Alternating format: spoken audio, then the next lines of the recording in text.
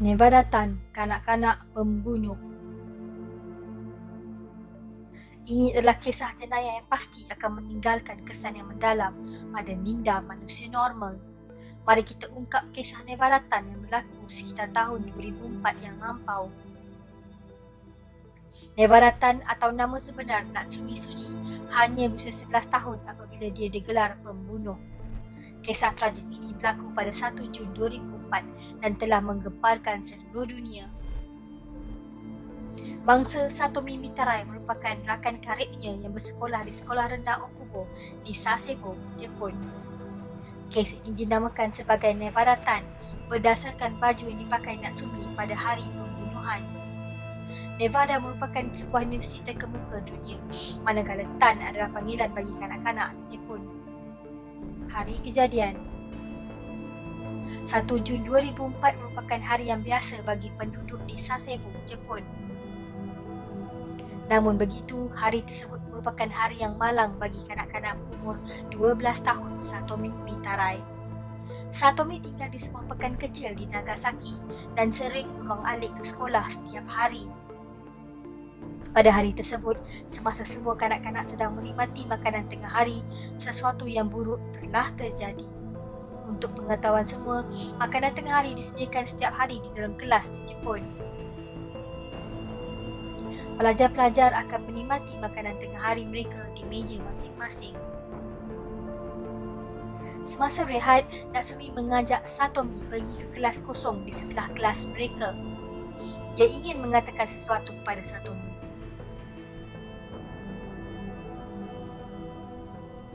Apabila Satomi mengikuti Natsumi ke kelas kosong tersebut, hanya mereka berdua berada di situ.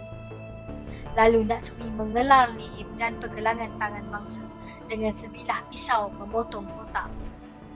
Kemudian mangsa yang parah dibiarkan mati sendirian kerana pendarahan yang teruk di bahagian leher dan tangan. Yang agak mengejutkan, Natsumi tidak melarikan diri walaupun pakaiannya berlumuran darah.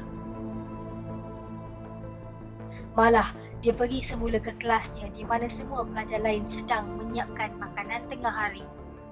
Saksi kejadian terkejut apabila mendapati Natsumi berlumuran darah. Mereka berpendapat Natsumi telah tercedera dan darah tersebut adalah darahnya sendiri. Natsumi hanya mengatakan yang darah tersebut bukan darahnya sendiri. Laporan mengatakan Natsumi telah merancang untuk membunuh rakan baiknya 4 hari sebelum kejadian sebenar. Dia juga memberitahu polis tentang pisau pemotong kotak yang digunakan bagi mengerat leher mangsa. Dia memilih untuk menggunakan pisau tersebut setelah mendapat ilham dari filem kegemarannya Battle Royale. Saya telah menonton filem tersebut dan meniru cara mereka melakukan pembunuhan. Battle Royale adalah sebuah filem yang mengisahkan tentang sekumpulan remaja membunuh rakan-rakan sendiri bagi meneruskan kehidupan mereka di sebuah pulau. Mayat Satomi kemudian dijumpai oleh gurunya, Kazuyoshi Taminaga, dengan kesan kelaran yang dalam di bahagian leher mangsa. Guru tersebut mengatakan mayat Satomi ditemui terlungkup dan berlumuran darah. Laporan juga mengatakan pembunuh telah membuka tingkap bagi mengurangkan kesan bunyi semasa kejadian. Natsumi juga dikatakan telah menendang kepala dan badan mangsa bagi memastikan mangsa betul-betul mati. Ini dibuktikan dengan kesan tapak kasut yang sama saiz dengan pembunuh. Natsumi kemudian ditahan oleh pihak polis bagi siasatan lanjut. Dalam tahanan pihak polis, Natsumi mengaku telah melakukan perkara keji kepada Satomi. Saya telah melakukan perkara buruk. Saya minta maaf, akui Natsumi. Apabila mendapat berita tentang anaknya, ayah Satomi segera pergi ke tempat kejadian. Beliau hanya mendapat melihat sekujur tubuh anaknya yang telah meninggal dunia.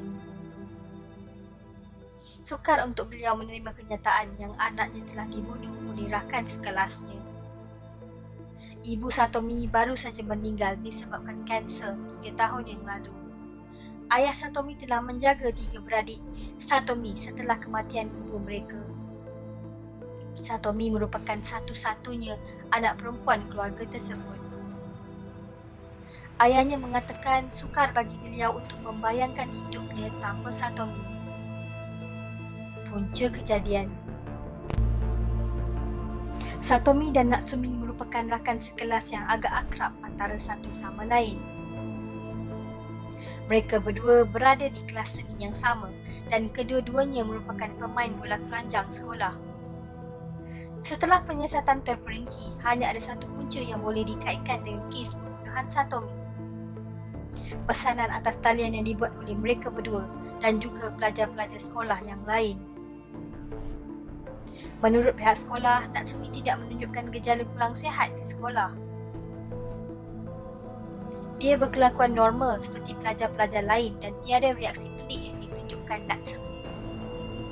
Namun begitu, ada laporan mengatakan Natsumi mendapat tekanan dari ibu bapanya bagi memperolehi grade yang tinggi.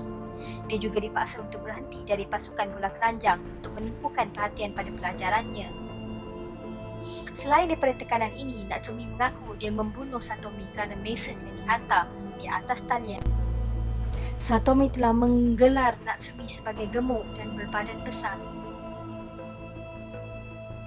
Mengikut laporan siasatan, terdapat bukti mengatakan Satomi telah mengejek penampilan Natsumi beberapa hari sebelum kejadian. Dia memberitahu pihak polis, Satomi mengejek saya dengan panggilan yang saya tidak suka. Semasa siasatan dijalankan, pakar psikologi kanak-kanak mendapati Natsumi mempunyai sejarah lampau. Dia dikatakan telah menumbuk dan menendang rakan sekelasnya yang lain dan pernah dilihat membawa pisau ke sekolah. Natsumi juga menyukai bahan bacaan yang kejam dan menyeramkan. Dia dilihat sering melayari laman web aksi-aksi pembunuhan dan seksaan yang kejam. Hukuman. Disebabkan Natsumi hanya berumur 11 tahun, dia tidak dapat disabitkan kesalahan atas membunuh. Pada 15 September 2004, Natsumi dihukum melakukan komitmen sukarela selama 2 tahun. Namun begitu, perintah tersebut dilanjutkan selama 2 tahun lagi atas ketidakstabilan mindanya. Setelah penilaian psikologi dibuat, dapat dibuktikan Natsumi masih belum benar-benar menyesal atas kelakuannya. Jadi, kita tidak akan pernah mengetahui punca mengapa gadis muda berbaju Nevada ini melakukan pembunuhan tersebut. Adakah disebabkan oleh filem yang ditontonnya? Adakah kerana tekanan yang diberikan oleh ibu bapanya? Atau adakah kerana terdapat sisi gelap di dalam diri Natsumi Suji? Dunia hanya mengetahui yang ini adalah kisah yang tidak akan dapat dilupakan oleh semua. Tentang Natsumi, antara pembunuh kanak-kanak terkejam di Jepun.